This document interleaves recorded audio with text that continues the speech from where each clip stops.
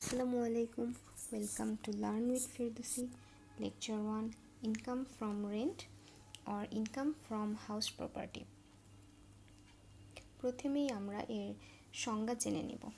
Under the Bangladesh Income Tax Act 2023, income from rent generally falls within the category of income from house property and refers to any earnings generated from renting out property owned by the taxpayer. This type of income typically includes rental earnings from land, buildings, and attached assets. Income from rent অর্থাৎ ভাড়া হতে আয় মূলত গৃহসম্পত্তির ভাড়া হতে আয়কে বোঝানো হয়ে থাকে।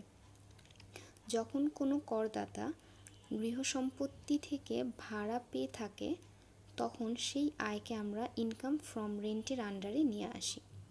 এখানে গৃহসম্পত্তি বলতে গৃহ এবং গৃহ সংলগ্ন ভূমি কিংবা গৃহের আসবাবপত্র এসব কিছুই বোঝানো হয়ে থাকে।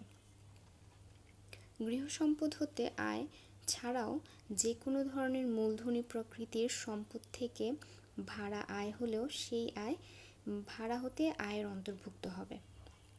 এখানে সম্পত্তি বলতে গৃহসম্পদ ছাড়াও জমি, আসবাবপত্র, কারখানা ভবন, ব্যবসায় আঙিনা, যন্ত্রপাতি, ব্যক্তিগত যানবাহন ইত্যাদি আসতে পারে। তবে ভাড়ার ক্ষেত্রে যে বিষয়টি আমাদের লক্ষ্য করতে হবে সেটি হলো অবশ্যই মূলধন জাতীয় সম্পত্তি মালিকানা সত্ত্ব ত্যাগ ছাড়া ত্যাগ করা ছাড়া ভাড়া দেওয়া হয় এরকম মালিকানা সম্পত্তি ভাড়া হতে আয় অন্তর্ভুক্ত হবে।